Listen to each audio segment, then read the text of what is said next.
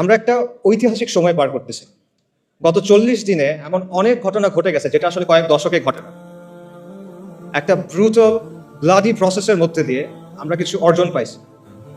খুনি হাসিনা, দিল্লির পাপেট হাসিনা, সে পালাইছে এবং তার যে সৈন্য সামন্ত আছে তারা গা ঢাকাচ্ছে। এবং এই পুরো প্রসেসটা এখনো আমরা আসলে বুঝে উঠতে পারছি কিনা আমি আসলে শিওর না। In a way we are still trying to make sense of it. এবং আমার ধারণা আমরা এখানে যারা আছি বেশিরভাগই এরকম কোনো এক্সপিরিয়েন্সের মধ্যে দিয়ে এর আগে যাই না। এবং আমরা নিজেদের মধ্যে অনেক কিছু ডিসকাস করতেছি, অনেক কথাবার্তা বুঝতেছি, যার উদ্দেশ্য হলো two make sense of the situation, যে আসলে কি হইলো এবং এটা কোথায় যাচ্ছে, রাইট? সো এই জায়গাটাতে দুটা কোয়েশ্চেন দিয়ে আমি আলোচনাটা শুরু করতে চাই। ফার্স্ট কোয়েশ্চেন হলো, আমরা অনেক কথাবার্তা শুনতেছি যে গণ অভ্যুত্থান, বিপ্লব, প্রতি বিপ্লব, সংস্কার। অনেকে বলতেছে আমরা স্বাধীন হয়েছি, এটা দ্বিতীয় স্বাধীনতা। অনেকে বলছে বিজয় আসছে। আমার কোয়েশ্চেনটা এখানে, প্রথম কোয়েশ্চেন হলো 15 জুলাই থেকে 5ই আগস্ট পর্যন্ত যে জিনিসটা হইল, এটা কি বিপ্লব ছিল কিনা, নাকি এটা অন্য কিছু ছিল? এটা একটা প্রশ্ন। সেকেন্ড যে প্রশ্নটা, সেটা হলো আমরা কি এখন স্বাধীন কিনা এবং এটাকে বিজয় কিনা? তো এই দুটা কোয়েশ্চেন গুরুত্বপূর্ণ কেন? এটা গুরুত্বপূর্ণ কারণ এগুলোর অ্যান্সারের উপর ডিপেন্ড করবে আপনি বর্তমানকে কিভাবে বুঝতেছেন, এবং এটার উপর ডিপেন্ড করবে আপনি ভবিষ্যতের ব্যাপারে কিভাবে চিন্তা করবেন। তো এই প্রশ্নগুলোর কিছু অ্যান্সার নিশ্চয়ই আপনারা সবাই ভাবছেন, যে আমার ভাইরা বলছেন বিপ্লব হয়ে গেছে। তো আমি আমার মতো করে আমার কিছু চিন্তা আপনার সাথে শেয়ার করি। প্রথম প্রশ্ন হলো, এটা বিপ্লব ছিল কিনা? এই প্রশ্নের অ্যান্সার দেওয়ার আগে তিনটা জিনিসের পার্থক্য আমাদের বুঝতে হবে। একটা হলো বিপ্লব, একটা হলো সংস্কার, একটা হলো ক্ষমতার পালাবদল বা ক্ষমতা পরিবর্তন। বিপ্লব কি? বিপ্লব হলো একটা সমাজ এবং একটা শাসন ব্যবস্থার মৌলিক পরিবর্তন, আমূল পরিবর্তন। এটা হলো বিপ্লব। সংস্কার হলো এর লিমিটেড। সংস্কারের ক্ষেত্রে একটা বিরাজমান কাঠামো থাকে, বিদ্যমান কাঠামো থাকে, সেটার মধ্যে কিছু পরিবর্তন হয়, কিছু মেরামতি হয়, কিছু পুনর্গঠন হয়। এটা হলো সংস্কার। আর ক্ষমতার পালাবদল, এটা আপনারা সবাই বোঝেন, একজন গেল আরেকজন আসবে, দ্যাটস ইট। আচ্ছা, তাও আমি বোঝানোর জন্য একটা এক্সাম্পল দিই। মনে করেন রাষ্ট্র ক্ষমতা হলো একটা চেয়ারের মতো বা একটা সিংহাসনের মতো। এই সিংহাসনের উপরে শাসক বসে থাকে। এখন আপনি এসে শাসককে এখান থেকে নামায় ফেললেন, ধাক্কা দিয়ে টেনে যেভাবে ইচ্ছা নামায় ফেললেন। এটা কি? এটা হলো সরকার পতন। আপনি তারপর চেয়ারে বসে গেলেন, এটা কি? ক্ষমতা দখল। চেয়ারে বসার পর আপনি চেয়ারটা রেনোভেট করলেন, নতুন করে বার্নিশ করলেন, নতুন করে রং করলেন, কোনো জায়গায় ছিঁড়ে গেছিল সেলাই করলেন, কোনো জায়গায় ঘুণ পোকা ছিল আপনি ওটা চেঞ্জ করলেন। এটা হলো সংস্কার। কিন্তু বিপ্লব কি? বিপ্লব হলো আপনি চেয়ারটা ডিসম্যান্টেল করবেন, আপনি ওটা ভাঙবেন, নতুন করে তৈরি করবেন, এবং নতুন চেয়ারটা আগেরটার মতো হবে না, ডিফারেন্ট হবে। এবং প্রবলেম ওটা চেয়ার নাও হইতে পারে, ওটা একটা টুল হইতে পারে, দিবান হইতে পারে। এটা হলো বিপ্লব। কাজেই এই জায়গা থেকে যদি আমরা চিন্তা করি, তাহলে আমি আবার প্রশ্নটা করি, জুলাইয়ের আন্দোলন কি বিপ্লব ছিল কিনা? জুলাইয়ের আন্দোলন বিপ্লব ছিল না। আপনারা চিন্তা করে দেখেন এখানে কি হয়েছে। এখানে শুধুমাত্র একটা কাজে সাফল্য আসছে, সরকার পতন, হাসিনার পতন হয়েছে। কিন্তু ক্ষমতা দখলটাও কিন্তু হয় নাই। যারা বিপ্লবের নেতৃত্ব দিছে তারা কিন্তু ক্ষমতা দখল করে নাই, বরং একটা মিক্সড ধরনের পাওয়ার শেয়ারিং হচ্ছে। এটা আমরা সবাই দেখতেছি এখন, রাইট? আচ্ছা, সংস্কারের ক্ষেত্রে আমরা এখনো বলতে পারতেছি না আসলে সংস্কার কতটুকু হবে। It still remains to be seen. Probably সংস্কার হবে কিছু, নো ডাউট, বাট ডেফিনেটলি এখানে আসলে বিপ্লব হয় নাই। তাহলে এখন প্রশ্ন হলো, কেন এটা বিপ্লব হইল না? এতগুলো মানুষের কোরবানি, এত মানুষ অন্ধ হয়ে গেল, এত মানুষ পঙ্গু হয়ে গেল, এত কষ্ট, তাও এটা কেন বিপ্লব হয় নাই? এটার অ্যান্সারটা আসলে সহজ। কারণ এখানে কোনো বৈপ্লবিক আদর্শ ছিল না, এখানে কোনো বৈপ্লবিক পরিকল্পনা ছিল না, এখানে কোনো মতাদর্শ প্রতিষ্ঠার জন্য, কোনো আদর্শ বা আকীদা প্রতিষ্ঠার জন্য এই আন্দোলন হয় নাই। এখানে কোনো ম্যানিফেস্টো ছিল না, কোনো কিতাব ছিল না। ইনফ্যাক্ট মানুষ এখানে কোনো নেতার পিছনেও নামে নাই। ইনফ্যাক্ট এই পুরো আন্দোলনটার মজার বিষয় হলো যে মানুষ এখানে আসলে কোনো কিছুর ফরে নামে নাই। তারা এখানে নামছে বিরুদ্ধে। কিসের বিরুদ্ধে? মানুষ এখানে নামছে গণহত্যার বিরুদ্ধে, জুলুমের বিরুদ্ধে। মানুষ এখানে নামছে আবু সাইদের উপর যে গুলি চালানো হয়েছে সেটার বিরুদ্ধে। মানুষ নামছে মুগ্ধ, আসহাবুল ইয়ামিন, ফাইয়াজদের উপর পাখির মতো গুলি করার বিরুদ্ধে। মানুষ নামছে আওয়ামী মিথ্যাচারের বিরুদ্ধে। এই যে লাশের চেয়ে মেট্রো রেল বেশি দামি, এই বয়ানের বিরুদ্ধে মানুষ নামছে, আওয়ামী মিথ্যাচারের বিরুদ্ধে মানুষ নামছে, আওয়ামী জাহেলিয়াতের বিরুদ্ধে মানুষ নামছে, এবং শেখ হাসিনার বিরুদ্ধে মানুষ নামছে। কিন্তু মানুষ কোনো বৈপ্লবিক আদর্শের জন্য নামেন। পুরো প্রসেসটা একবার চিন্তা করে দেখেন। কোটা সংস্কার এটা কিন্তু একটা জনমানুষের ইস্যু না। মানুষের কিন্তু সমর্থন দিয়েছে অবভিয়াসলি, বাট এটার জন্য মানুষ রাস্তায় নামতো, রাইট? কিন্তু মানুষ শেষ পর্যন্ত নামলো কেন? কারণ হাসিনার লাগাম ছাড়া বক্তব্য, তার একটার পর একটা ব্লান্ডার, তার ব্রুটাল রিপ্রেশন, এসবের কারণে শেষ পর্যন্ত মানুষ চিন্তা করলো যে এবার একটা এসপার ওসপার হইতে হবে, শি মাস্ট গো। এভাবে আসলে একটা দেশ চলতে পারে না। এই কারণে মানুষ নামছে। এবং বেসিক্যালি শেখ হাসিনা পুরো দেশের মানুষকে তার বিরুদ্ধে আসলে ঐক্যবদ্ধ করছে। এটা ছিল এই বিপ্লবের গ্লু, মানে সরি, এই মুভমেন্টের গ্লু। এটা ছিল এই মুভমেন্টের গ্লু, কোনো আদর্শ না। এটা ছিল হাসিনার বিরুদ্ধে একটা গণবিস্ফোরণ, একটা পপুলার আপরাইজিং বেসিক্যালি, যে সহজভাবে আমি বলি। মানুষের দীর্ঘদিনের জমে থাকা যে ক্ষোভ, রাগ, এই জুলুম মানুষ সহ্য করতে আর পারতেছে না, এবং মানুষের মনে হচ্ছে যে এইভাবে আসলে আমরা থাকতে পারবো না। এই কারণে মানুষ রাস্তায় নেমে আসে। এবং আমি এই কথাটা লিখছি এবং এটা বারবার বলি, এবং আমি এটা আসলেই বিশ্বাস করি যে এই আন্দোলনের মূল উস্কানিদাতা শেখ হাসিনা, এটার প্রধান সমন্বয়ক শেখ হাসিনা, এটার প্রধান স্থপতি শেখ হাসিনা, এটার প্রধান ইঞ্জিন বা চালিকা শক্তি শেখ হাসিনা। শেখ হাসিনা ছাড়া এই আন্দোলন কখনো সরকার পতনের দিকে যায় না। আপনারা চিন্তা করে দেখেন, 30শে জুলাই সে যদি সবগুলা দাবি মেনে নেয়, কি হয়? তার সরকার পতন হয়? হয় না সরকার পতন। তাদের ফেরত যেতে হইতো তখন। সব দাবি মেনে নিচ্ছে, এখন তুমি কি করবে? তার ফেরত যেতে হবে। হয়তোবা তারা কয়েক মাস পর নতুন কোনো আন্দোলনে আসতে পারতো, সেটা ডিফারেন্ট কথা, কিন্তু আন্দোলন ওখানে শেষ হয়ে যায়। কিন্তু শেখ হাসিনা কি করলো? সে আলটিমেটলি এটাকে পতনের দিকে নিয়ে গেল। তার যে হিউব্রিস, তার যে অ্যারোগেন্স, তার যে অহংকার, এটা আলটিমেটলি তাকে পতনের দিকে নিয়ে গেল। এবং এইখানে আমি আসলে ফিরআউনের সাথে একটা মিল দেখতে পাই। ফিরআউনের কথাটা চিন্তা করে যে বনী ইসরাইল যখন লোহিত সাগরের সামনে গেল, মূসা আলাইহিস সালামের পেছনে পেছনে সাগর ভাগ হয়ে গেল, বনী ইসরাইল সাগরের মধ্যে চলে যাচ্ছে।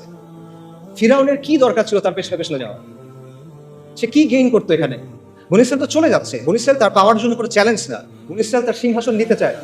কিন্তু সে কেন যাচ্ছে? সে দেখতেছে তার সামনে একটা সমুদ্র লিটারালি ভাগ হয়ে গেছে, একটা সুপার ন্যাচারাল ইভেন্ট তার সামনে ঘটতেছে। সে বুঝতেছে এটা দুনিয়াবি কোনো শক্তির কাজ। তাও সে কি করতেছে? তার মনে হলো যে না, এর পিছনে আমি যাই। এটা কেন? এটা তার অ্যারোগেন্স। সেই তো বলছিল আনা রাব্বুকুমুল আ'লা। এটা তার অহংকার, এবং এই অহংকারটাই তার পতন নিয়ে আসছে। এবং সেই ব্যাপারটা আমি বলবো যে শেখ হাসিনার ক্ষেত্রে হয়েছে। আল্লাহ এইভাবেই তার পতনটা রাখছে। কদর আল্লাহ। এই আন্দোলন নিয়ে অনেক ধরনের তত্ত্ব আছে, অনেক ধরনের ষড়যন্ত্র তত্ত্ব আপনারা শুনবেন। যেমন ধরেন, কেউ আমেরিকার কথা বলবে, কেউ কালার রেভলিউশনের কথা বলবে, কেউ এনইডির কথা বলবে। এবং এই কথাগুলোর যে একেবারে মেরিট নাই, আমি সেটা মনে করি না। এখানে কিছু মেরিট থাকতে পারে, but at the end of the day দুটো পয়েন্ট আমাদের স্বীকার করতে হবে। সে দুটো পয়েন্ট হলো, শেখ হাসিনার বিরুদ্ধে পুরা বাংলাদেশের অধিকাংশ মানুষ একসাথে হয়ে গেছিল, একটা ইজমা হয়ে গেছিল যে she must go. And second পয়েন্টটা হলো, দুনিয়া চালায় কে? আল্লাহ। আল্লাহ মালিকুল মুলক, আল্লাহ আল জাব্বার আল মুতাকাব্বির, এবং আল্লাহ আল লতীফ আস-সাতুর। ওয়াল্লাহু গালিবুন আলা আমরি ওয়ালাকিন আকসারান নাসি লা ইয়ালামুন। আল্লাহ তার কর্ম সম্পাদনে প্রবল, যদি অধিকাংশ মানুষ তা জানে না। অনেক মানুষের অনেক পরিকল্পনা থাকে, মাখলুকের অনেক পরিকল্পনা থাকে, অনেক ষড়যন্ত্র থাকে, but at the end of the day কার ইচ্ছা বাস্তবায়ন হয়? ওয়া মাকারু ওয়া মাকরুল্লাহ ওয়াল্লাহু খায়রুল মাকিরিন। সবাই পরিকল্পনা করে, আল্লাহও পরিকল্পনা করে, আল্লাহর পরিকল্পনা বাস্তবায়ন হয়। ওয়ালা গালিবা ইল্লাল্লাহ ওয়া হুয়া আলা কুল্লি শাইইন কাদির। সো এই বিষয়টা আমাদের মাথায় রাখা দরকার। আমরা যেন একটা ব্যালেন্স পজিশনে থাকি। ব্যাপারটা যেন এমন না হয় যে আমরা চিন্তা করতেছি যে কেউ সেভিয়ার আসছে আসমান থেকে নেমে বাংলাদেশকে অনেক কিছু করে দিবে, এরকম কিছু আমরা চিন্তা করার দরকার নাই। আবার আমাদের এটাও চিন্তা করার দরকার নাই যে সবকিছুই মনে হয় ইলুমিনাতি করে বা আমেরিকা করে বা অমুক কেউ করে। ব্যাপারগুলো আসলে এরকম না। দুনিয়া কন্ট্রোল করেন আল্লাহ। যাই হোক, আমি মূল আলোচনায় যদি ফেরত চাই, আমরা শুরু করছিলাম একটা প্রশ্ন দিয়ে, এটা বিপ্লব কিনা? এটা বিপ্লব না। এটা ছিল শেখ হাসিনার বিরুদ্ধে গণবিস্ফোরণ। এটা ছিল হাসিনার পতনের ব্যাপারে মানুষের মধ্যে যে মনোভাব অলরেডি চলে আসছিল, সেটা একটা বাস্তবায়ন। এবং এই জন্যই মানুষ যখন বুঝতে পারছে যে আলটিমেটলি আর কোনো অপশন নেই, আমাদের রাস্তায় নেমে যেতে হবে, তখন হাসিনার পতনটা নির্ধারিত হয়ে গেছে। এটা হয়তো একদিন পরে হয়েছে, এক সপ্তাহ পরে হয়েছে, এটা এক বছর পরে হইতে পারতো, বাট প্রসেসটা শুরু হয়ে গেছিল। এবং একই কারণে এখন আমরা অনেক ধরনের কথা শুনতেছি যে সাহি সেকুলারিজম আসতে হবে, সাহি লিবারাল ডেমোক্রেসি আসতে হবে। এই ব্যাপারগুলো আসলে আসবে না। কেন আসবে না? কারণ মানুষ এগুলোর ব্যাপারে কেয়ার করে না। মানুষ এগুলো আসলে বোঝেও না, যারা বোঝে তারা চায়ও না। এগুলো হলো 72-এর সংবিধানের মতো একটা বিষয়, যেটা আপনি মানুষের গায়ের উপর রেখে চালাই দিচ্ছেন। But at the end of the day the people don't care about this things. So ultimately অনেক কথাবার্তা আমরা শুনবো, নয়া রাজনৈতিক বন্দোবস্ত, তারপর সেকুলারিজম, ভালো সেকুলারিজম, লিবারাল ডেমোক্রেসি, বাট এগুলো আসলে আসবে না। কিছু সংস্কার হয়তো আসতে পারে, কিছু সংস্কার আসতে পারে। প্রবাবলি আমরা হয়তো দেখতে পাবো যে কেউ 2 টার্মের বেশি প্রধানমন্ত্রী হবে না, এরকম কিছু হতে পারে। প্রধানমন্ত্রীর অফিস এবং প্রেসিডেন্টের অফিস একটা পাওয়ার ব্যালেন্স হয়তো আসতে পারে, এটা হতে পারে, সমস্যা নেই। বাট অনেক গ্রাউন্ড ব্রেকিং কোনো চেঞ্জ আসবে এটা মনে করার কারণ আমি দেখি না। এটা হলো ফার্স্ট কোয়েশ্চেনের অ্যান্সার। সেকেন্ড কোয়েশ্চেন যেটা, সেটা হলো এটা কি বিজয় কিনা, এটা কি স্বাধীনতা কিনা? এই প্রশ্নের অ্যান্সারটা আসলে অলরেডি স্পষ্ট হয়ে যাওয়া উচিত। তাও এটা আসলে বিজয় না, এটা সর্বোচ্চ একটা আংশিক বিজয় আমরা বলতে পারি, বাট এটা কোনো অর্থেই, কোনো সেন্সে এটা সামগ্রিক বিজয় হতে পারে না। এটা কেন পারে না, এটার অনেকগুলো রিজন আছে, বাট আমি কিছু রিজন একটু আগে আলোচনায় চলে আসছে, বাট আমি আরো কয়েকটা রিজন বলি।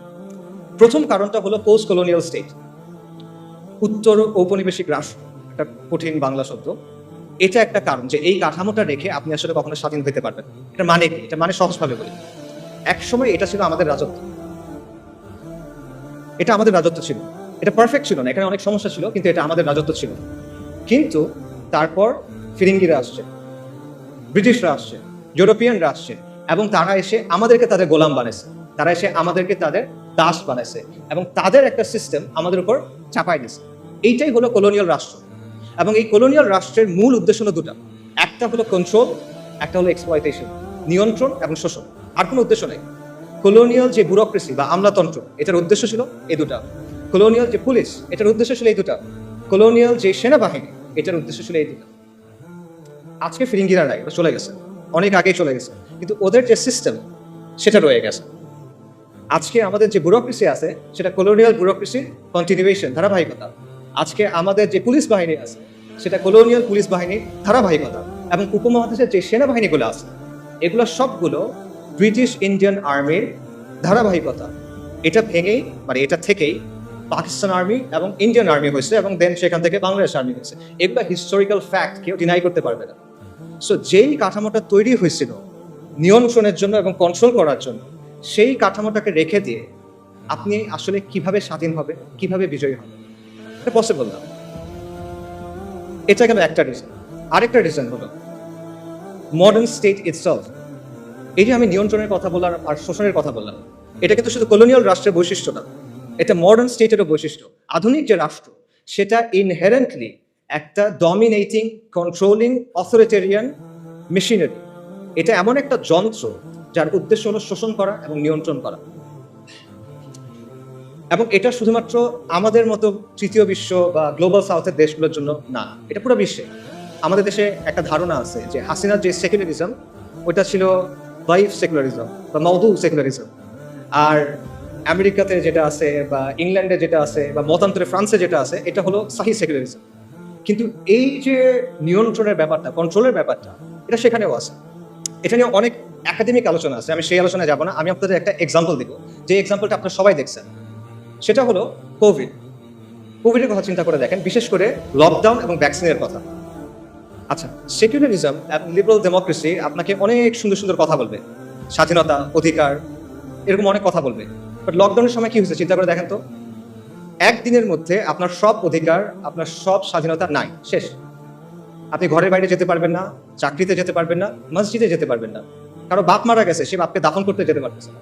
কারো বাচ্চা হসপিটালে, সে তার কাছে যেতে পারতেছে না। এটা কি? এটা টোটাল কন্ট্রোল আপনার জীবনের উপরে। এবং আমরা দেখছি যেখানে রাষ্ট্র যত শক্তিশালী সেখানে লকডাউন তত টাইট। আমাদের মতো দেশগুলোতে রাষ্ট্র পুরোপুরিভাবে অতটা শক্তিশালী না, যে কারণে আমরা কিছুটা মুভমেন্টের সুযোগ পাইছি। কিন্তু আপনি যদি ওয়েস্টের দিকে তাকান, দেখবেন সেখানে এক্সট্রিমলি টাইটভাবে লকডাউনগুলো এনফোর্স করা হয়েছে।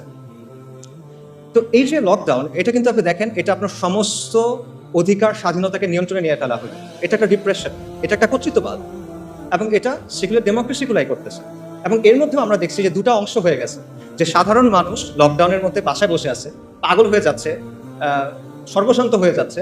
অন্যদিকে এলিট যারা, তারা পার্টি করে বেড়াচ্ছে, এরকম খবর আসছে, গোয়াপাড়া পার্টি করে বেড়াচ্ছে। ওদিকে মানুষজন মেন্টাল হেল্পলাইনে ফোন করতে করতে এই হয়ে যাচ্ছে, শহীদ হয়ে যাইতেছে, এরকম একটা অবস্থা। আচ্ছা, এরপর দেখেন লকডাউনের পর কি আসলো? ভ্যাকসিন। ভ্যাকসিন না নিলে আপনি দুনিয়াতে অচল, আপনার ভ্যাকসিন নিতেই হবে।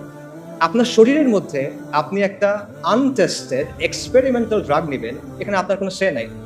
আপনাকে বেসিক্যালি কোয়ার্স করা হলো এটা নেওয়ার জন্য, নইলে আপনি হজও যেতে পারবেন, এরকম একটা অবস্থা, তাই না? তো এর যে টোটাল কন্ট্রোলার কি হইতে পারে? এটা কোনো মেটাফরিক্যাল কন্ট্রোল না, এটা কোনো রূপক কন্ট্রোল না, এটা রিয়েল কন্ট্রোল। আপনার চলাফেরাকে কন্ট্রোল করতেছে, আপনার শরীরের মধ্যে আপনি কি দিবেন সেটাকে কন্ট্রোল করতেছে। এবং এই সব কিছু কে করতেছে? সেকুলার রাষ্ট্র। যে সেকুলার রাষ্ট্র সাপোজিটলি আপনাকে কি দেয়? স্বাধীনতার অধিকার দেয়। এটা হলো তার অবস্থা। আধুনিক রাষ্ট্রের যে তত্ত্ব, এটার অন্যতম জনক বলা হয় থমাস হবসকে, ব্রিটিশ ফিলোসফার। থমাস হবস রাষ্ট্রকে কল্পনা করছিল লেভায়াথান হিসেবে। লেভায়াথান মানে কি? লেভায়াথান হলো একটা পৌরাণিক জীব, একটা মিথোলজিক্যাল, একটা মিথিক্যাল ক্রিচার।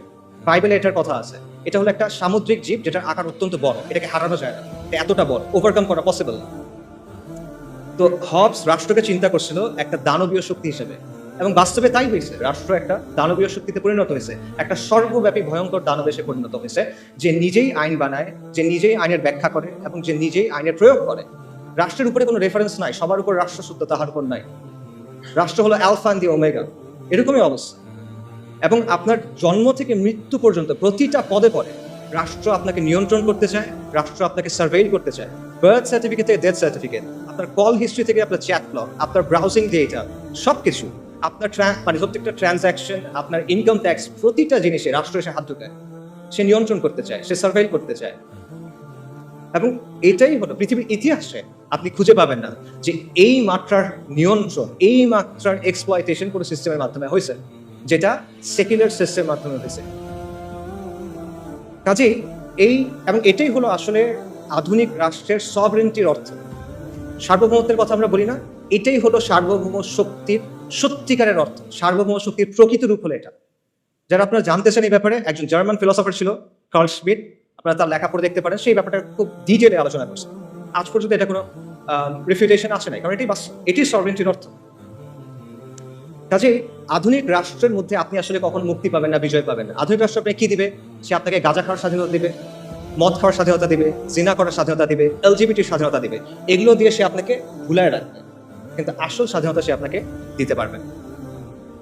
মজার ব্যাপার হলো, আজকে আমাদের এখানে যারা অনেক বৈপ্লবিক কথাবার্তা বলতেছে, তাদের দাওয়াতের মধ্যে আসলে বৈপ্লবিক কিছু নাই। তারা বেসিক্যালি ওয়েস্ট থেকে ধার করা কিছু টার্মিনোলজি এবং কিছু ধারণা প্রচার করতেছে, এবং এমন সব টার্মিনোলজি এবং ধারণা যেগুলো ওয়েস্টে অলরেডি অবসলিট হয়ে গেছে, তামাদি হয়ে গেছে। ওয়েস্টে আপনি দেখেন liberal democracy is on the retreat. পুরা পশ্চিমা বিশ্বে এখন একদিকে ফার রাইট, অন্যদিকে ফার লেফট, অর্থাৎ উগ্র ডানপন্থী এবং উগ্র বামপন্থীদের উত্থান হচ্ছে। এবং এই দুটার মাঝখানে যেটা আছে ভ্যানিলা, সেটা হলো লিবারাল ডেমোক্রেসি, যেটার আবেদন হারাচ্ছে। এবং মাল্টিপোলার বিশ্বের কথা আপনারা সবাই শোনেন, মাল্টিপোলার বিশ্বে লিবারাল ডেমোক্রেসি ভাত দেয়। এবং এটার যে বয়ানগুলো আছে অলরেডি এগুলো সব ভেঙে যাচ্ছে। লিবারাল ডেমোক্রেসির প্রধান একটা বয়ান হলো মানবাধিকার। গাজা জেনোসাইডে আমরা দেখছি যে মানবাধিকার আসলে কিছু নাই। গাজাতে কি হয়েছে আমরা জানি, এটা আসলে বলতে গেলে ট্রমাটিক একটা এক্সপিরিয়েন্স হয়ে যাবে। মানে বাবা তার বাচ্চার কাছে গেছে, বাচ্চার ডেড বডি নাই, পলিথিনের ভিতরে করে সে ছিন্ন বিচ্ছিন্ন কিছু অংশ নিয়ে আসতেছে। মানবাধিকার কোথায়?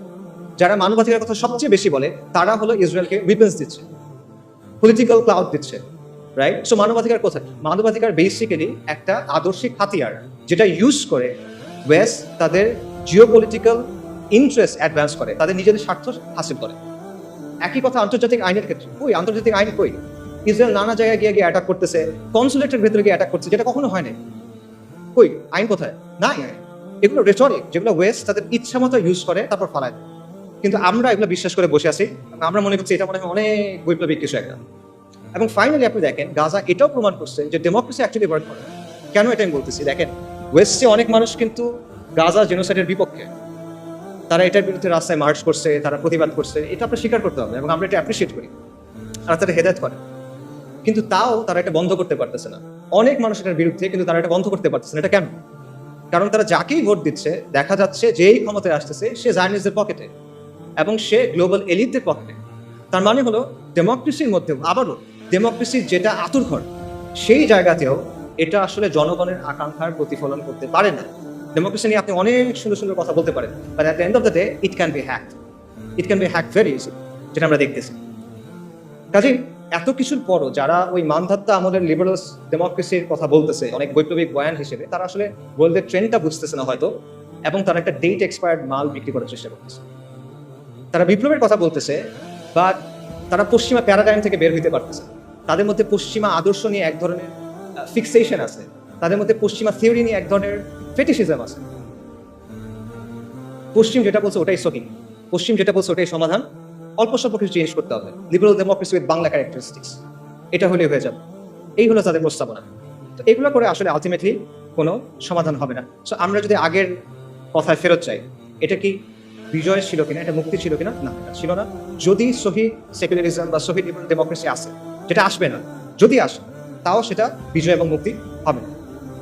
তাহলে মুক্তি কিসে? বাস্তবতা হলো আমাদের মুক্তি এবং পুরো বিশ্বের মুক্তি হলো ইসলামের মধ্যে। এটা আমি রেটরিক্যালি বলতেছি না, আমি ট্রুলি এটা বিশ্বাস করি, এটা ইসলামের মধ্যে। আল্লাহর গোলামি মেনে নেওয়ার মধ্যেই হলো সৃষ্টির মুক্তি। কথাটা অনেকটা প্যারাডক্সিক্যাল লাগতে পারে যে গোলামির মধ্যে মুক্তি কিভাবে, কিন্তু এটাই বাস্তবতা। এটা 100% একটা লজিক্যাল কথা। কেন লজিক্যাল কথা? কারণ হলো দুনিয়ার বাস্তবতা হলো দুনিয়াতে আসলে সত্যিকার অর্থে কোনো ফ্রিডম নাই। এখানে অ্যাবসলিউট কোনো ফ্রিডম হয় না। প্রত্যেকটা ব্যবস্থায় আপনার কারো না কারো আনুগত্য স্বীকার করে নিতে হয়, আপনার কিছু না কিছুর উপর ঈমান আনতে হয়, কোনো না কোনো বিষয়কে আপনার যুগ সত্য হিসেবে স্বীকার করতে হয়। এটা থেকে আপনি বের হইতে পারবেন না। ভ্যালু নিউট্রাল কোনো সিস্টেম হয় না, নিরপেক্ষ কোনো সিস্টেম হয় না। প্রত্যেকটা সিস্টেমের মধ্যে একটা না একটা রব থাকে যেটাকে মেনে নিতে হয়। এবং অ্যাবসলিউট আমরা মানে এর কথা বলে ফ্রিডম অফ স্পিচের কথা বলে, অ্যাবসলিউট ফ্রিডম অফ স্পিচ বলে কিছু নাই, অ্যাবসলিউট স্বাধীনতা বলে কোনো কিছু নাই। প্রত্যেকটা স্বাধীনতা হলো একটা বাউন্ডারির মধ্যে দেওয়া স্বাধীনতা। দাবা খেলার সময় চিন্তা করেন, যখন আপনি কেউ যদি দাবা খেলে, সে দাবা খেলার নিয়ম মেনে যে কোনো চাল দিতে পারে, কিন্তু নিয়ম সে চেঞ্জ করতে পারে না। নিয়মটা মেনে তাকে খেলার টেবিলে বসতে হয়। সেম জিনিস, যে কোনো সিস্টেমে ওই সিস্টেমের নিয়ম মেনে আপনি স্বাধীন, কিন্তু এই নিয়মগুলো আপনি চ্যালেঞ্জ করতে পারবেন। কাজে প্রকৃত অর্থে আসলে কোনো স্বাধীনতা নাই। মানুষ প্রত্যেকটা সিস্টেমে কারো না কারোর সামনে সস্তা করে। আমরা করতেছি না, আধুনিক মানুষ করতেছে না। আধুনিকতা আপনাকে রাষ্ট্রের গোলাম বানাইছে, আপনাকে মুক্ত বাজারের গোলাম বানাইছে, আপনাকে নফসের গোলাম বানাইছে। কাজেই ইসলাম ছাড়া বাকি যা কিছু আছে সবকিছু হলো গায়রুল্লাহর গোলামি করা, আর ইসলাম হলো আল্লাহর গোলামি করা। তা আপনি কার গোলামি করবেন? আপনি মানুষের গোলামি করবেন, মাখলুকের গোলামি করবেন, নাকি আপনি আল্লাহর গোলামি করবেন? কাজে সত্যিকারের মুক্তি হলো গায়রুল্লাহর ইবাদত থেকে বের হয়ে এসে এক আল্লাহর দাসত্ব মেনে নেওয়া।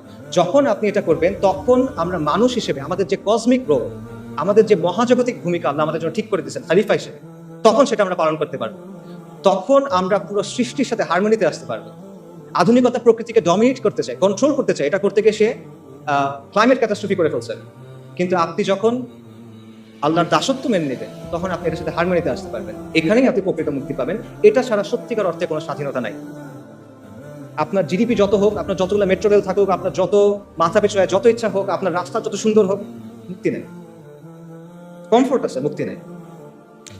তো এখানে আরেকটা কোয়েশ্চেন আছে, সেটা হলো ইসলাম কিভাবে? আমি যদি বলি যে আলটিমেটলি মুক্তি হলো ইসলামে, তাহলে প্রশ্ন আসবে ইসলাম কিভাবে? তো এই কোয়েশ্চেনের অ্যান্সারটাও আমি প্রথম কোয়েশ্চেনের সাথে ট্যাগ করতে চাই। প্রথম কোয়েশ্চেনে আমরা তিনটা বিষয় নিয়ে কথা বলছিলাম: সরকার বদল, সংস্কার আর বিপ্লব। এখন এক এক করে আমাকে বলেন দেখি, সরকার পতনের মাধ্যমে কি ইসলাম আসবে? না, আসা সম্ভব না। একটা সরকার গিয়ে আরেকটা সরকার আসবে, আসলো তো ইসলাম আসবে না। আচ্ছা, আমাকে বলেন সংস্কারের মধ্য দিয়ে আসবে কিনা, মধ্য দিয়ে আসবে কিনা? সংস্কারের মধ্যে এটা সম্ভব না, কারণ আপনি যে সিস্টেমটার মধ্যে আছেন সেটা হলো একটা সেকুলার লিবারাল, একটা সেকুলার ব্যবস্থা। এই ব্যবস্থাটা মৌলিকভাবে ইসলামের সাথে সাংঘর্ষিক। এখন আপনি কিভাবে সংস্কার করে করে এটাকে ইসলামে নিয়ে যাবেন? ইটস পসিবল না। আমি আপনাকে একটা এক্সাম্পল দিই। সংস্কারের সবচেয়ে বহুল ব্যবহৃত পদ্ধতি কি? ডেমোক্রেসি। ডেমোক্রেসি হলো ইনহেরেন্টলি একটা রিফর্মিস্ট অ্যাপ্রোচ, একটা রিফর্মিস্ট মেথড। ডেমোক্রেসি কি করা হয়? একটা ব্যবস্থার মধ্যে মৌলিক বিষয়গুলোর ব্যাপারে আমরা একমত, এর মধ্যে আমরা কিছু পরিবর্তন আনতে চাই, কিছু বিষয়ে মতপার্থক্য আছে, এগুলো আমরা সলভ করতে চাই। এই জায়গায় ডেমোক্রেসি কাজ করে, এবং ডেমোক্রেসি কাজ করে ইনক্রিমেন্টাল বা গ্র্যাজুয়াল চেঞ্জের মাধ্যমে। এখন আপনি আমাকে বলেন, আপনি কিভাবে অ্যাকচুয়ালি এই প্রসেসে সেকুলার রাষ্ট্র থেকে ইসলামী ব্যবস্থায় যাবেন? আমি আপনাদের বাংলাদেশের এক্সাম্পল দিই। বাংলাদেশে যে ইসলামী দলগুলো আছে যারা ডেমোক্রেটিক পদ্ধতিতে অংশগ্রহণ করছে, তাদের সবার ভোট যদি আপনি মেলান কোনো একটা নির্বাচনে, 30টার মতো আসনও তারা পায় নাই, লেস দেন 30, 300টার মধ্যে লেস দেন 30, লেস দেন 10%। ওকে, আচ্ছা, তার মানে তারা যে এককভাবে ক্ষমতা যাবে এটা আসলে ফিজিবল না। বাট তর্কের খাতিরে আমি ধরলাম এটা বলি, মনে করেন বাংলাদেশের কোনো একটা ইসলামী দল অথবা সবগুলো ইসলামী দলের কোনো একটা জোট, তার 160টা আসন পেয়ে গেল, ক্ষমতায় গেল, আলহামদুলিল্লাহ, অনেকে বলে ফেলবে ঠিক আছে গেল। তারপর কি হবে? তারপর কি হবে? তারপর কিভাবে ইসলাম আনবেন? আপনি সংবিধান পরিবর্তন করে করে আনবেন? পসিবল না। কি পরিবর্তন করবেন? আপনার সংবিধান আপহেল্ড করতে হবে। এটা শপথ নিয়ে আপনি গেছেন। আপনি যদি বলেন যে ঠিক আছে, সংবিধানের মধ্যে আপনি লিখে দিলেন যে কোরআন সুন্নাহ বিরোধী কোনো আইন করা হবে না, তাহলে হয়ে গেল শরিয়া কায়েম? না, হবে না। এর চেয়ে অনেক সুন্দর সুন্দর কথা পাকিস্তানের সংবিধানে আছে, চমৎকার চমৎকার সব কথাবার্তা আছে, but at the end of the day ওটা স্টিল একটা সেকুলার রাষ্ট্র। কাজে সংস্কারের মাধ্যমে আপনি জিনিসটা করতে পারবেন না। এবং দেখেন, এই যে আমরা যে আলোচনাগুলো শুনতেছি বিপ্লব গণঅভ্যুত্থান নিয়ে, ওখানে কিন্তু এই কথাগুলো আসতেছে যে গণঅভ্যুত্থানের বৈধতা আপনি সংবিধান থেকে পাবেন না, গণঅভ্যুত্থান করতে হলে সংবিধানের বাইরে গিয়ে করতে হবে। কথাগুলো আসতেছে না? নতুন গঠন করতে হলে পুরনো সংবিধান দিয়ে হবে না। তো আপনি যদি এতটুকু কাজ সংবিধানের মধ্যে না করতে পারেন, আপনি সেকুলারিজম থেকে ইসলামী ব্যবস্থায় যাবেন, সেটা আপনি কেমনে সংবিধানের মধ্যে দিয়ে করবেন বা কেমনে এই প্রসেসের মধ্যে দিয়ে করবেন? এটা আনরিয়ালিস্টিক, ইট ইজ পসিবল না, ইম্পসিবল। এখানে আরো অনেকগুলো বিষয় আসলে আছে, অত কথা বললাম না, সময় হয়ে যাচ্ছে। দুটো পয়েন্ট বলি। আপনি দেখেন মিশরে, আলজেরিয়াতে ইসলামিস্টরা ক্ষমতায় আসছে, কিন্তু ডিপ স্টেট তাদের বিরুদ্ধে কু করছে, তাদেরকে সরাই দিচ্ছে। তিউনিসিয়াতে সেম জিনিস হয়েছে, কিন্তু তিউনিসিয়াতে যারা ক্ষমতায় আসছিল তারা ইসলামিস্ট ছিল না, তারা ছিল সাবেক ইসলামিস্ট, যারা পরবর্তীতে লিবারাল ডেমোক্রেট হয়েছে, তাদেরকেও কু করে সরাই দিয়েছে। এবং এই ব্যবস্থায় যারা গেছে তারা নিজেরা চেঞ্জ হয়ে গেছে। 1980-র দশকে অনেকগুলো মুসলিম দেশের ইসলামী মুভমেন্টগুলো অনেক তর্ক বিতর্কের পর একটা সিদ্ধান্ত নিয়েছিল যে ঠিক আছে, আমরা ইসলাম কায়েমের জন্য ডেমোক্রেটিক পদ্ধতি ইউজ করব। এটার উদ্দেশ্য কি? আমরা ক্ষমতায় যাব, তারপর আমরা ধীরে ধীরে ইসলাম কায়েম করার চেষ্টা করব। ভালো উদ্দেশ্য। তারপর কি হয়েছে? 40 বছর পর হয়েছে যে আমরা দেখতেছি যে তারা নিজেরা এখন ইসলামী রাষ্ট্রের কথাই বলে। এদের অনেকেই, সবাই না, অনেকেই। এরা এখন কি বলে? এখন তারা বলে কল্যাণ রাষ্ট্রের কথা, ওয়েলফেয়ার স্টেট, প্লুরালিজমের কথা। এরা এখন বলে যে লিবারাল ডেমোক্রেসির কথা। অর্থাৎ তারা সিস্টেমে ঢুকছিল সিস্টেমটা চেঞ্জ করার জন্য, সিস্টেমের জায়গায় আছে, তারা চেঞ্জ হয়ে গেছে। এটা হলো অবস্থা। তো সংস্কারের মধ্য দিয়ে আসলে এইভাবে এই পরিবর্তন সম্ভব না। বাস্তবতা হলো, আপনি যদি সেকুলার ব্যবস্থা থেকে যে ট্রান্সফরমেশনটা প্রয়োজন ইসলামী ব্যবস্থা যাওয়ার জন্য, সেটার জন্য প্রয়োজন বৈপ্লবিক পরিবর্তন এবং রেভলিউশনারি মিনস। এটাই বাস্তবতা। এবং এটা শুধুমাত্র ইসলামের ক্ষেত্রে প্রযোজ্য না, এটা যে কোনো ব্যবস্থার ক্ষেত্রে প্রযোজ্য। যখন পৃথিবীতে রাজতন্ত্রের বদলে রিপাবলিক আসে, তখন সেটা বৈপ্লবের মাধ্যমে আসছে, বৈপ্লবিক পদ্ধতির মাধ্যমে আসছে। এবং এটা একটা ঐতিহাসিকভাবে প্রমাণিত সত্য। এটা এমন একটা কনক্লুশন যেটা অ্যাভয়েড করা সম্ভব না। আপনি ধাপে ধাপে চিন্তা করেন। আপনি যদি মুসলিম হন, আপনাকে শরিয়া চাইতে হবে, নন নেগোশিয়েবল। কেউ মুসলিম, সে শরিয়া চায় না, এটা পসিবল না, এটা কুফর। কেউ যদি মনে করে ইসলামের চেয়ে ওই জিনিসটা বেটার, কেউ যদি মনে করে ইসলামের চেয়ে ওই জিনিসটা অগ্রাধিকার পাওয়ার মতো, কেউ যদি মনে করে দুটো সমান, এটা কুফর। অর্থাৎ যদি মুসলিম হয়, তাকে শরিয়া চাইতে হবে। আর সেকুলার ব্যবস্থা মৌলিকভাবে ইসলামী ব্যবস্থাতে সাংঘর্ষিক, এই দুটা কোএক্সিস্ট করতে পারে না। একটা আরেকটাকে ডমিনেট করার চেষ্টা করবে, সেটা হবে না। আচ্ছা, এবং আমরা দেখতেছি যে সেকুলার ব্যবস্থাকে সংস্কারের মাধ্যমে চেঞ্জ করে করে আপনি আলটিমেটলি ইসলামী ব্যবস্থায় যেতে পারতেছেন। তাহলে অপশন কি বাকি থাকে? আপনার বৈপ্লবিক পরিবর্তন ছাড়া আপনার আর কোনো অপশন বাকি থাকে না। কিন্তু বৈপ্লবিক পরিবর্তন নিয়েও আসলে আমাদের মধ্যে অনেক ভুল ধারণা আছে। বাস্তবতা হলো যে আমাদের চিন্তাভাবনাগুলো আসলে বেশিরভাগ সময় খুব রেটরিক ভিত্তিক। আমরা ঢালাও কথাবার্তা বলি, আমরা অনেক আবেগ কথাবার্তা বলি, আমরা অনেক জজবার কথা বলি, কিন্তু আমরা দলিল, আদিল্লা, রিয়ালিটির অ্যানালিসিস, লজিক, এগুলোর দিকে তাকাই। আমরা অনেক সময় চিন্তা করি যে বিপ্লব মনে হয় একটা ওভারনাইট ব্যাপার, রাতারাতি হয়ে যাবে। অথবা আমরা মনে করি যে আমি যা করতেছি করতে থাকবো, একদিন ডাক দিবে কেউ একজন, বিপ্লব হয়ে যাবে। ব্যাপারগুলো এরকম না। আসলে এখানে কিছু ম্যাটেরিয়াল কন্ডিশনস আছে, অথবা আপনি বলতে পারেন যে এখানে কিছু আসবাবের দুনিয়ার কিছু শর্ত আছে যেটা আপনার পূরণ করতে হবে। সেটা পূরণ না করলে আপনি এটা পারবেন না। একটা এক্সাম্পল দেয়, পানি কখন ফুটে? পানির বয়লিং পয়েন্ট কত?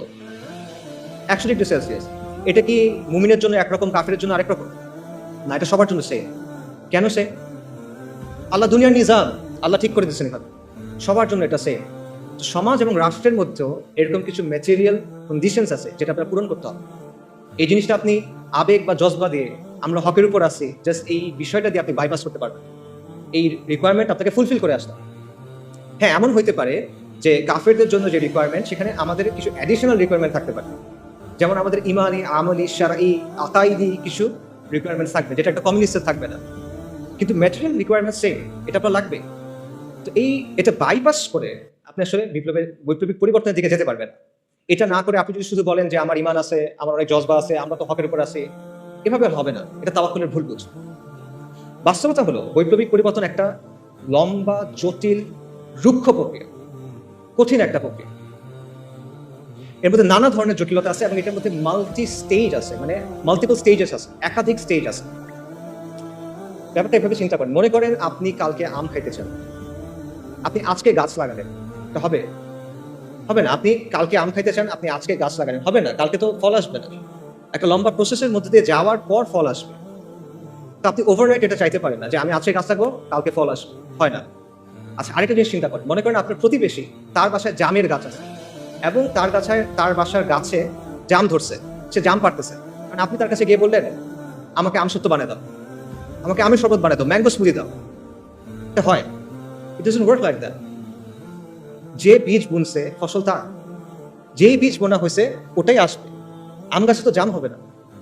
একটা সেকুলার আন্দোলন হয়েছে, সেকুলারদের নেতৃত্বে একটা আন্দোলন হয়েছে, অথবা একটা ইস্যু ভিত্তিক আন্দোলন হয়েছে, আন্দোলন শেষ হয়ে গেছে, এখন আপনি তার কাছে গিয়ে বললেন যে আমাকে খিলাফা দাও, শরিয়া দাও। It doesn't work like that. সে কেন আপনাকে দিবে? আপনি কে? তার কষ্টের পরিশ্রম সে আপনাকে কেন দিবে? আর সে যদি দেয়, ধরেন সে দিল, সে যেটা দিবে ওটাকে ওই জিনিস যেটা আপনি চাচ্ছেন না, সেটা জাম, আপনি আম চাচ্ছেন, রাইট? সেটা আসলে হয় না। সো এই বিষয়গুলো আমাদের বোঝা দরকার। তাহলে করণীয় আসলে কি? আমি এখানে আবার এক্সাম্পলে ফেরত যাই। একজন ভালো কৃষক কি করে? একজন ভালো কৃষক প্রথমে জমিটাকে তৈরি করে, আগাছাগুলো দূর করে, লাঙল দেয়, তারপর সে বীজ বুনে, তারপর সে আস্তে আস্তে এটাকে বড় করে, সার দেয়, পানি দেয়, কীটনাশক দেয়, তারপরে ফল আসবে কিনা এটা নিশ্চিত থাকে না। নানা কারণে ফল না আসতে পারে, পোকায় খেয়ে ফেলতে পারে, মরক ধরতে পারে, অনেক কিছু হতে পারে। এখানে একটা মানে একাধিক স্টেজ আছে। এই রেভলিউশনারি চেঞ্জের ক্ষেত্রে এই ব্যাপারটা আছে, এখানে একাধিক স্টেজ আছে। এবং এর মধ্যে প্রথম স্টেজ যেটা লাঙল দেওয়ার যে স্টেজ, সেটা হলো একটা প্রজন্ম তৈরি করা, সমাজের মধ্যে শরিয়ার পিপাসা তৈরি করা, সমাজের কাছে এটাকে একটা ভায়াবল অপশন হিসেবে নিয়ে আসা। এবং এটা 2-5 বছরের কাজ না, এটা একটা ডেকেডস লং প্রজেক্ট, এটা আপনি বাইপাস করতে পারবেন না। এবং এটা কিন্তু একটা স্টেজ, এরপরে আরো স্টেজ আছে। আপনি লাঙল দিচ্ছেন শুধু, এরপর বীজ বুনতে হবে, গাছটা আস্তে আস্তে বড় করতে হবে, সার দিতে হবে, এটসেট্রা এটসেট্রা। তো এটা একটা মাল্টি স্টেজ প্রসেস এবং একটা লং টার্ম প্রসেস। এই বিষয়টা আমাদের বোঝা দরকার। এটা রাতারাতি অর্জন করার কিছু না। এবং কেবল জজবা দিয়ে, কেউ রেটরিক দিয়ে, জেনেরিক কিছু কথা বলে, গরম গরম স্লোগান দিয়ে বা ভক্তি দিয়ে আমি অমুককে অনুসরণ করি, উনি বলছেন তারা এটা ঠিক, এভাবে এই জিনিসটা হবে না। দুনিয়া এভাবে চলে না। তো এই ধরনের পরিবর্তন নিয়ে আসলে আরো অনেক কথা বলার সুযোগ আছে, বাট ওইদিকে আর না যায়, সময় যেহেতু নাই। আমি যেটা বলবো সেটা হলো যে আপনি সংস্কারের পথ বেছে নেবেন না বৈপ্লবিক পরিবর্তনের পথ, এটা আপনার ডিসিশন, এটা আমি আপনাকে বলে দিব না। আমি শুধু আপনাকে এইটুকু বলবো যে ডিসিশনটা ভেবে চিন্তে নেন, বুঝে শুনে নেন, এবং সৎ হন নিজের সাথে এবং অন্যের সাথেও সৎ। ধরেন কেউ মনে করলো যে আসলে সংস্কারের পদ্ধতি নিতে হবে, কারণ বাংলাদেশের যে জিওপলিটিক্যাল লোকেশন, আমাদের সমাজের যে অবস্থা, আমাদের প্রতিবেশী দেশ, এরকম অনেকগুলো বিষয় আছে যার কারণে এখানে আসলে বৈপ্লবিক পরিবর্তন সম্ভব না। এটা করতে গেলে লাভের চেয়ে ক্ষতি বেশি হবে। তাই আমি যেটা করব, আমি অল্প স্বল্প ভালোর জন্য চেষ্টা করব, সংস্কারের কিছু চেষ্টা করব। আমার উদ্দেশ্য হবে মুসলিমদের স্বার্থ সংরক্ষণ করা, আমার উদ্দেশ্য হবে আমর বিল মারুফ নাহি আনিল মুনকার। ঠিক আছে, এটা একটা ভায়াবল পজিশন হয়তো হইতে পারে। আপনি এই পজিশন যদি নেন, তাহলে আপনার দায়িত্ব হলো নিজের কাছে স্বীকার করা এবং মানুষের কাছে বলা যে এটা আমার পদ্ধতি, এই পদ্ধতিতে ইসলাম আসবে না, এটা আপনার বলতে হবে। আপনি সংস্কারের পদ্ধতি নেবেন, কিন্তু আপনি বলবেন যে আমি বিপ্লব করতেছি, এটা হলে হবে না। আপনি এমন কোনো প্রতিশ্রুতি দিবেন না যেটা আপনি ডেলিভার করতে পারবেন না। Don't promise something that you can deliver, right? এটা ধোঁকাবাজি, পিওর ধোঁকাবাজি। এই জিনিসটা করে না। আপনি বলেন যে না আমি পারবো, আমি এতটুকু জানি ভাই, আমি এতটুকু করছি, আই ক্যান রেসপেক্ট দ্যাট, কিন্তু যেটা নাই ওটা বলে লাভ নেই। একইভাবে আপনি যদি বৈপ্লবিক পথ নেন, তাহলে রেটোরিক্যাল আলাপ, ভক্তির আলাপ, এই জিনিসপত্রগুলো সেরে দিয়ে আপনি প্র্যাকটিক্যাল রিয়েলিস্টিক আলাপে আসেন। আপনি ম্যাটেরিয়াল কন্ডিশনগুলো নিয়ে চিন্তা করেন, ঠিক আছে?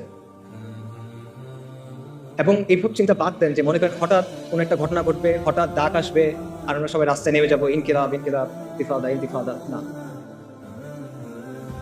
এটা একটা লম্বা প্রসেস, যেটা আগে বলতেছি। কাজে মোট কথা হলো যে সংস্কার বা বিপ্লব আপনি যেই পথে নেন, it's your choice, no problem. বা বুঝে শুনে নেন, নিজের অবস্থানের ব্যাপারে সৎ হন, ধোঁকাবাজি করে না, মানুষের সাথে না, নিজের সাথে না, তরুণদের সাথে না। এটা অনেক বড় একটা দায়। এই দায় নিয়ে আপনি আলোর সামনে দাঁড়াতে চান না আসলে। আচ্ছা, একটা কথা দিয়ে শেষ করি, সেটা হলো যেটাই আপনি পছন্দ করেন, সংস্কার অথবা বিপ্লব, দুটা ক্ষেত্রে আপনার আসলে একটা কাজ করতে হবে। যদি আপনি চান আগামীর বাংলাদেশে ইসলাম শক্তিশালী হোক, তাহলে আপনি যে তরিকায় নেন, আপনার একটা কাজ করতেই হবে, এটা না করলে হবে না। সেই কাজটা কি? এটাও একটা প্রশ্ন দিয়ে বলি। আমাদের সমাজে সেন্ট্রাল কনফ্লিক্ট, আমাদের সমাজের প্রধান দ্বন্দ্ব কি? প্রধান দ্বন্দ্ব কি আমি বোঝাই। মনে করেন রাসূলুল্লাহ সাল্লাল্লাহু আলাইহি ওয়াসাল্লাম যখন নবুয়ত পাইলেন, তখন পৃথিবীতে কিন্তু অনেক ঘটনা ঘটতেছিল। রোমান আর পার্সিয়ানদের মধ্যে যুদ্ধ চলতেছিল, ব্যাপক যুদ্ধ, অনেক বছর ধরে। আরবে বিভিন্ন রাজাদের মধ্যে যুদ্ধ চলতেছিল। জাজিরাতে কুরাইশদের বিভিন্ন গোত্রের মধ্যে রেষারেষি চলতেছিল, আমরা জানি, বনু উমাইয়া, বনু হাশিম, নানা কাহিনী। আফ্রিকাতে অনেক সাম্রাজ্য ছিল, তাদের মধ্যে যুদ্ধ চলতেছিল। এই সময়ের মাঝখানে আপনি যদি ওই সময়ের একটা পেপার পাইতেন, মনে করেন ওইখানে আসলে রাসূলুল্লাহ সাল্লাল্লাহু আলাইহি ওয়াসাল্লামের নিউজটা যখন উনি নবুয়ত পাইছেন, এটা কোথায় আসতো? মনে করেন 8 নাম্বার পেজে ছোট্ট একটা ইঞ্চি করে একটা খবর আসতো, তাই না? কিছু না আসলে মনে করতো মানুষ, but at the end of the day এটাই ছিল মূল ঘটনা।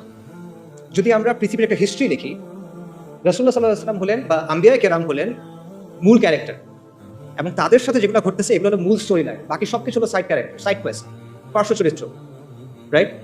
তার মানে ওই সময় পৃথিবীতে মূল কনফ্লিক্ট কোনটা ছিল? ঈমান বনাম শিরক, তাওহীদ বনাম শিরক, ঈমান বনাম কুফর, দ্যাটস ইট। সিমিলারলি আপনার চিন্তা করতে হবে যে আমাদের সমাজে মূল কনফ্লিক্ট কোনটা। কারণ আপনি যখন মূল কনফ্লিক্টে ফোকাস করবেন, তখন আপনি একটা সমাজকে একটা পরিণতির দিকে নিতে পারবেন, বলি পারবেন? তা আমাদের সমাজে সেন্ট্রাল কনফ্লিক্ট কোনটা? আমরা অনেক কথাবার্তা বলি, আগে বলা হয়তো আওয়ামী লীগ বনাম বিএনপি, ভারত বনাম আমেরিকা বা ভারত বনাম চায়না, শাহবাগ বনাম অ্যান্টাই শাহবাগ, ফ্যাসিজম বনাম অ্যান্টাই ফ্যাসিজম, অনেক কথা বলা হয়। But at the end of the day এগুলো কোনোটাই আমাদের সমাজের সেন্ট্রাল কনফ্লিক্ট না। এগুলো যদি সলভ হয়ে যায়, তাও আপনি বিজয় পাচ্ছেন না, মুক্তি পাচ্ছেন না, যেটার কথা আমরা বললাম। মনে করেন প্রো ইন্ডিয়া গভর্নমেন্ট চলে গিয়ে একটা প্রো আমেরিকান গভর্নমেন্ট আসলো, সমাধান হয়েছে? মনে করেন ফ্যাসিস্ট গভর্নমেন্ট চলে গিয়ে একটা অ্যান্টাই ফ্যাসিস্ট গভর্নমেন্ট আসলো, সমাধান হয়েছে? মনে করেন কালকে থেকে শাহবাগ নাই বাংলাদেশে, সমাধান হবে? পাকিস্তানে তো শাহবাগ নাই, পাকিস্তানে তো শান্তি নিকেতনই এই সেকুলাররা নাই, কিন্তু সেখানে তো লিবারেল সেকুলার এই সমাজটা নিয়ন্ত্রণ করে। বাংলাদেশের আগে পাকিস্তানে ট্রান্সজেন্ডার আইন পাস হয়ে গেছে, কিভাবে? সেখানে তো শাহবাগই নাই। সো শাহবাগই ভ্যানিশ করে দেন, আপনার সমস্যার সমাধান হচ্ছে না। সমাধান হলো মূল কনফ্লিক্টের জায়গাটা, এবং মূল কনফ্লিক্টটা হলো ইসলাম বনাম সেকুলারিজমের দ্বন্দ্ব, আল্লাহর আইন বনাম গায়রুল্লাহর আইনের দ্বন্দ্ব, আল্লাহর শরিয়া বনাম মানুষের শরিয়ার দ্বন্দ্ব, ইসলাম বনাম মানুষের বানানো তন্ত্র মন্ত্রের দ্বন্দ্ব। এটাই হলো মূল কনফ্লিক্ট। আল্লাহ আযza ওয়া জাল্লা কোরআনে কি বলছেন? সব আম্বিয়ায়ে কিরামকে কোন দাওয়াত দিয়ে পাঠানো হয়েছে? নবী রাসূলকে কোন দাওয়াত দিয়ে পাঠানো হয়েছে? আল্লাহ আযza ওয়া জাল্লা বলেছে, ওয়ালাকাদ বা'আসনা ফি কুল্লি উম্মাতির রাসূলান আন ইবুদুল্লাহা ওয়াসতানিবুত তাগুত। আমি প্রত্যেক উম্মার কাছে রাসূল প্রেরণ করছি এই মর্মে যে তোমরা আল্লাহর ইবাদত করো, তাগুতকে বর্জন করো। কুফর বিত তাগুত ওয়া ঈমান বিল্লাহ। এখন আপনি আমাকে বলেন, যদি আপনি আল্লাহর উপর বিশ্বাস আনেন, তাহলে আপনি আল্লাহর আইনকে বাদ দিতে পারবেন? পসিবল? পসিবল না। আপনি যদি আল্লাহর উপর বিশ্বাস আনেন, আপনি গায়রুল্লাহর আইন মেনে দিতে পারবেন? পসিবল না। তাহলে আপনি যদি ঈমান বিল্লাহ এবং কুফর বিত তাগুত চান, তাহলে অবশ্যই আপনাকে মানতে হবে যে ইসলাম এবং সেকুলারিজমের মধ্যে একটা প্রচন্ড দ্বন্দ্ব আছে, এবং এটাই আসলে সবচেয়ে বড় দ্বন্দ্ব। আপনাকে কেউ বাধ্য করতেছে না আজকে যে তুমি গিয়ে লাত মানাত উজ্জার সামনে গিয়ে সাজদা করো। কেউ আপনাকে বলতেছে না যে তুমি হুবালের সামনে গিয়ে একটা জিনিস কোরবানি করো, কেউ বলবে না। কিন্তু সে কি বলবে? আল্লাহর আইন ছাড়ো, গায়রুল্লাহর আইন ধরো, সেটা আপনাকে বলবে। সো এইটাই হলো সেন্ট্রাল কনফ্লিক্ট, এবং এই বিষয়টাকে আমাদের দাওয়ার মূল ভিত্তি বানাইতে হবে, এবং আমাদেরকে এটা সমাজের মূল প্রশ্নে পরিণত করতে হবে, যেটা আমরা পারি নাই। এখানে আমরা স্পেকটাকুলারলি ফেল করছি। বাংলাদেশের সাধারণ মানুষ যখন তার ভবিষ্যৎ নিয়ে চিন্তা করে, সে কি বলে? দেখেন সে কিসের কথা বলে? সে বলে ডেমোক্রেসির কথা, সে ভোটের কথা বলে, সে অর্থনীতির কথা বলে, কিন্তু সে কিন্তু শরিয়ার কথা বলে না। এটা সেকুলারদের সাফল্য যে তারা তাদের স্লোগান, তাদের চিন্তাগুলো মানুষের কাছে পৌঁছে দিতে পারছে, এবং আমাদের ব্যর্থতা যে এত ইম্পর্টেন্ট একটা বিষয় আমরা মানুষের কাছে পৌঁছে দিতে পারি না। কাজে যদি আমরা ইসলামের বিজয় চাই, তাহলে অথবা আমরা ইসলামকে শক্তিশালী করতে চাই, আবারও বলতেছি, আপনি সংস্কার চান অথবা আপনি বিপ্লব চান, এই কাজটা আপনার করতেই হবে। ইসলাম এবং সেকুলারিজমের মধ্যে যে দ্বন্দ্ব, এটাকে আপনার সমাজের সেন্ট্রাল কনফ্লিক্টে পরিণত করতে হবে। বাকি সবকিছু সেকেন্ডারি। হ্যাঁ, অবশ্যই ব্যক্তি পর্যায়ে আপনি দাওয়া করবেন ঈমান, আমল, আকীদার, অফকোর্স এটা বাদ যাবে না। বাট যখন আপনি সামষ্টিক পর্যায়ে যাবেন, সমাজের কথা বলবেন, এটা আপনার দাওয়ার মূল কেন্দ্র হতে হবে। পাশাপাশি আরেকটা জিনিস আপনাকে করতে হবে, সেটা হলো মানুষের জীবনের সাথে যে জড়িত যে বিষয়গুলো আছে, যেগুলো নিয়ে মানুষ কনসার্ন, সেগুলো নিয়ে আপনার কথা বলতে হবে, এবং সেটা বলতে হবে ইসলামের জায়গা থেকে। এবং এটাও নবী রাসূলদের দাওয়ার সুন্নাহ। নবী রাসূলগণ তাওহীদের দাওয়াত দিয়েছেন, অবশ্যই সত্য। একই সাথে তারা কিন্তু সমাজের জুলুম এবং অনাচারের বিরুদ্ধে কথা বলছে। ফিরআউন বনী ইসরাইলকে বন্দী করে রাখছিল, তাদের উপর জুলুম করতেছিল। আল্লাহ যখন মূসা আলাইহিস সালামকে ফিরআউনের কাছে পাঠালেন, মূসা আলাইহিস সালাম গিয়ে কি বললেন? আল্লাহর ইবাদত করো, আল্লাহর উপর ঈমান আনো, বনী ইসরাইলের উপর জুলুম করা বন্ধ করো, বনী ইসরাইলকে ছেড়ে দাও। লূত আলাইহিস সালাম তার কওমকে কি বললেন? যে তোমরা এই বিকৃত কাজ ছেড়ে দাও। তারা কিন্তু ঈমান আনে নাই তখন, তাও তিনি এটা বলতেছেন। শুআয়ব আলাইহিস সালাম মাদিয়ানবাসীকে কি বলছেন? যে তোমরা আল্লাহর উপর ঈমান আনো এবং ওজনে কম দিও না, পরিমাপে কম দিও না। আর ওটা ছিল ওই সমাজের সবচেয়ে বড় সমস্যা। কাজে এটা পরিষ্কার যে নবী রাসূলগণ শুধুমাত্র তাদের জাতিকে তাওহীদের দাওয়াত দেন নাই, পাশাপাশি সমাজের যে বিরাজমান সমস্যাগুলো ছিল, বড় বড় সমস্যা, সেগুলো নিয়ে তারা কথা বলছেন, এবং এটা আপনাকেও করতে হবে। এটা আম্বিয়া কেরামের দাওয়াত সুন্নাহ। এবং এটা আমাদের করতে হবে। আমরা বলি যে ইসলাম হলো কমপ্লিট কোড অফ লাইফ, তাহলে দ্রব্যমূল্যের সমস্যা, বেকারত্বের সমস্যা, যে বিষয়গুলো নিয়ে মানুষ পেরেশান থাকে, এগুলো ইসলামের মধ্যে নাই, এগুলো শরিয়ার বিষয় না। আপনি এগুলো নিয়ে কথা বলবেন না, কেন বলবেন না? তাহলে এটা Islamic complete code of life কিভাবে হইলো? আপনার কথা তো আপনার কাজের সাথে মিলবে না তখন। এই কাজটা আমাদের করতে হবে, এবং এটা শুধু, আবারও আমি বলতেছি, এটা শুধু ঢালাও বক্তব্য দিয়ে হবে। আপনার প্র্যাকটিক্যাল সমাধান তার সামনে আনতে হবে, আপনার প্র্যাগম্যাটিক সমাধান তার সামনে আনতে হবে ইসলামের জায়গা থেকে। আপনি এটা বলতে হবে না যে ইসলাম সব সমস্যার সমাধান দেয়। আপনার বলতে হবে ইসলাম অমুক সমস্যার সমাধান এইভাবে দেয়, এটা হলো বেস্ট সমাধান, এটা আপনার বলতে হবে। এবং এইভাবে, এমনভাবে আপনার মানুষের সামনে ইসলামী ব্যবস্থার একটা ভিশন তুলে ধরতে হবে, যাতে করে মানুষ যখন চিন্তা করে ভবিষ্যৎ নিয়ে, তখন সে মনে করবে যে হ্যাঁ, আমি সেরিয়াস। এটা আমরা করি না। এখানে আমাদের অবস্থান জিরোর কাছাকাছি, হয়তো 1%, 100 আমার মনে হয় 1%। সামারি করি, আপনার উদ্দেশ্য সংস্কার হোক অথবা বিপ্লব। যদি আপনি আগামীর বাংলাদেশে ইসলামকে শক্তিশালী করতে চান, আপনার দুটা কাজ করতেই হবে। প্রথম কাজটা হলো ইসলাম ও সেকুলারিজমের যে দ্বন্দ্ব, এটা সমাজের মূল দ্বন্দ্বে পরিণত করতে হবে। এটাকে দ্বন্দ্ব হিসেবে চিহ্নিত করতে হবে, এটাকে দাওয়ার মূল কেন্দ্রবিন্দু বানাতে হবে, এবং এটাকে সমাজের মূল প্রশ্নে পরিণত করতে হবে। কার্যকরীভাবে মানুষের কাছে সেটা পৌঁছায় দিতে হবে, এবং শুধুমাত্র সমালোচনার মাধ্যমে না, গঠনমূলক আলোচনার মাধ্যমে। শুধু সমস্যা নিয়ে কথা বলতে হবে না, সমাধানের কথা বলতে হবে, এবং শরিয়াকে একটা ভায়াবল অপশন হিসেবে আপনি প্রেজেন্ট করতে হবে। দ্বিতীয়ত, সমাজের মধ্যে যে জুলুম আছে, যে অনাচার আছে, যে বিষয়গুলো নিয়ে মানুষ কনসার্ন, সেগুলো নিয়ে আপনার ইসলামের বেসিসে তার পাশে গিয়ে দাঁড়াইতে হবে, তার সাথে কথা বলতে হবে, এবং এই দুইয়ের সংমিশ্রণে আপনি সামাজিক শক্তি অর্জন করতে পারবেন। এবং এই জন্য আমাদের আসলে অনেক নতুন নতুন উদ্যোগ নিতে হবে, এবং আমাদের we have to think outside the box. আমাদের দেশে আলহামদুলিল্লাহ অনেক দিনই কাজ হয়, এবং এগুলো খুবই প্রয়োজনীয়, এগুলো চলো, কিন্তু আপনার এখানে একটা শূন্যস্থান আছে, এটা বুঝতে হবে। এই শূন্যস্থান পূরণ করার চেষ্টা করতে হবে, এবং এই জন্য অনেক ইনিশিয়েটিভ দরকার, এই জন্য প্রচন্ড ডেডিকেটেড ভাবে কাজ করার মানুষ দরকার, পাগল হয়ে কাজ করবে এমন মানুষ দরকার। You have to be relentless, you have to be tireless, and you have to be proactive. আর কোনো অপশন নাই আসলে। এবং এটার অংশ হিসেবে কিছু কিছু উদ্যোগ নেওয়া হচ্ছে। একটা উদ্যোগের কথা আপনারা হয়তো জানেন, একটা লিফলেট আপনারা পাইছেন, ইসলামিক সোশ্যাল অ্যাক্টিভিস্ট নেটওয়ার্ক। ইনশাআল্লাহ এটার ব্যাপারে আপনারা এরপরে আরও জানবেন, এবং আমরা আশা করবো যে আপনারা এটার সাথে থাকবেন, সামিল থাকবেন, এটাকে সাপোর্ট করবেন।